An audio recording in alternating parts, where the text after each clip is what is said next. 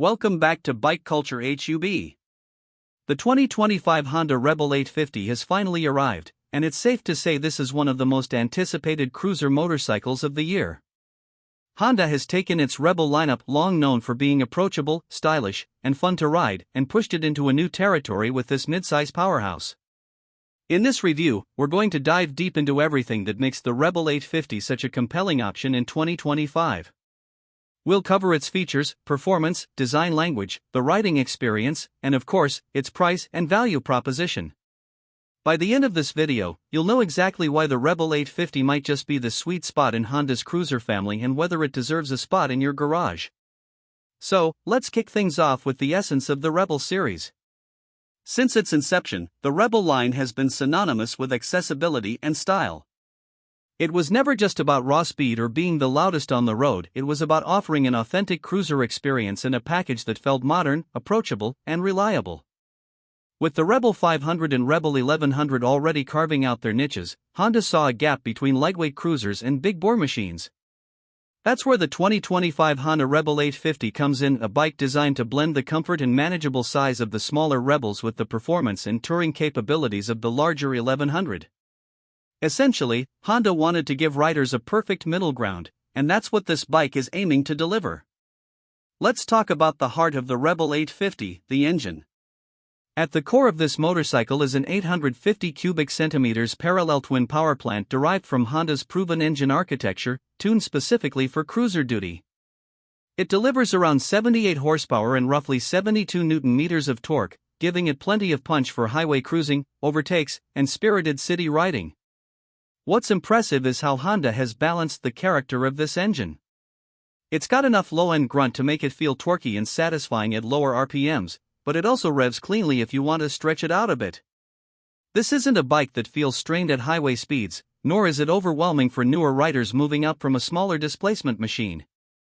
It strikes that sweet spot where power is accessible, usable, and most importantly, enjoyable. Honda has paired this engine with a 6-speed transmission, which shifts smoothly and predictably, typical of Honda's engineering finesse. The clutch action is light, making it forgiving for city riding, and Honda also offers the Rebel 850 with their dual-clutch transmission, DCT, as an option. The DCT has been one of Honda's defining features in recent years, and it really shines on a bike like this.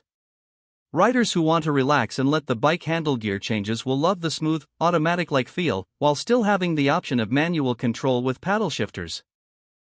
Whether you go with the traditional manual gearbox or the DCT, the Rebel 850 is engineered to be a rider-friendly machine that adapts to different riding preferences. Performance-wise, the Rebel 850 sits comfortably in that mid-range cruiser category. It's not as heavy as a full-sized American cruiser, which makes it nimble and manageable in urban environments, but it's not underpowered like some entry-level cruisers might feel on the open road. The suspension setup features a telescopic fork at the front and dual rear shocks with adjustable preload, giving it a comfortable yet responsive ride. It absorbs bumps well but doesn't feel mushy, so you still get solid feedback from the road. Braking is handled by dual front discs and a single rear disc, equipped with ABS as standard, which gives you strong, confidence-inspiring stopping power. For riders who may be transitioning from smaller bikes, this setup ensures that the Rebel 850 never feels intimidating but instead instills trust in its capabilities. Design is always a big talking point with the Rebel series, and the 2025 Rebel 850 takes that legacy to the next level. At first glance, it's unmistakably a Rebel low seat height, stretched out stance, and minimalist cruiser styling. But look closer, and you'll notice how Honda has modernized and refined the design. The tank is sculpted and muscular, giving the bike a strong visual presence without being overly bulky. The LED lighting all around, headlight, taillight, and turn signals adds to its modern appeal while enhancing visibility. The exhaust system is sleek yet throaty, giving it a deeper, more satisfying sound compared to the Rebel 500.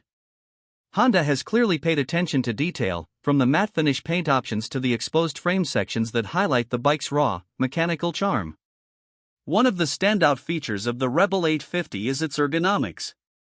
The seat height is just 27.5 inches, making it accessible for a wide range of riders, including those who might be intimidated by taller bikes. The foot peg position and wide handlebars give it that classic cruiser feel, but without forcing you into an uncomfortable posture on longer rides. Whether you're commuting through the city, cruising along a coastal highway, or even tackling a longer touring route, the Rebel 850 is designed to keep you comfortable for hours at a time.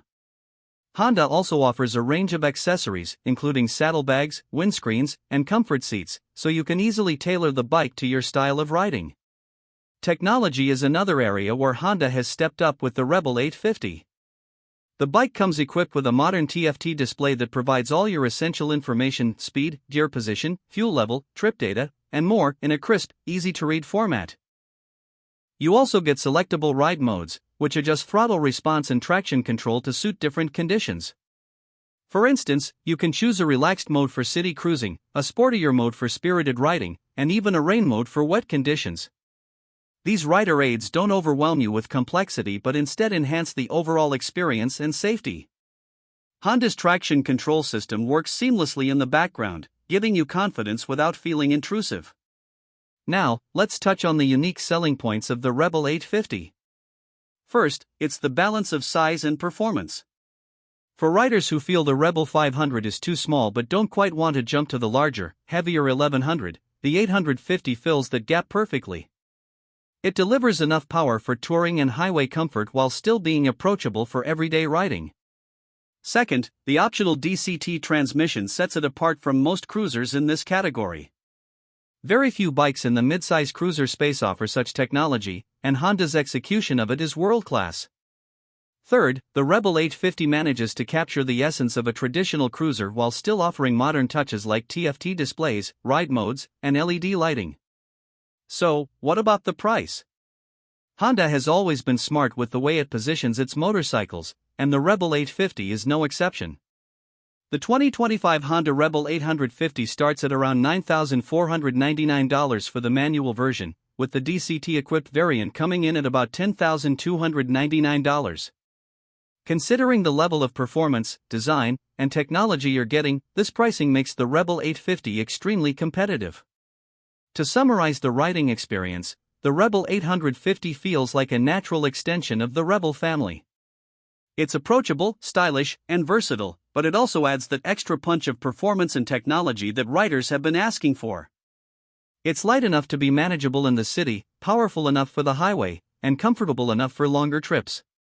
Honda has engineered this bike not just to fill a gap in their lineup, but to genuinely appeal to a wide range of riders, from those moving up from smaller machines to experienced riders who want a stylish, modern cruiser without going into heavyweight territory. And that wraps up our deep dive into the 2025 Honda Rebel 850. If you've enjoyed this review and want more in-depth looks at the latest motorcycles, make sure to hit that like button, subscribe to Bike Culture Hub, and turn on notifications so you don't miss our upcoming videos. Drop your thoughts in the comments. Would you choose the Rebel 850 over the 500 or the 1100?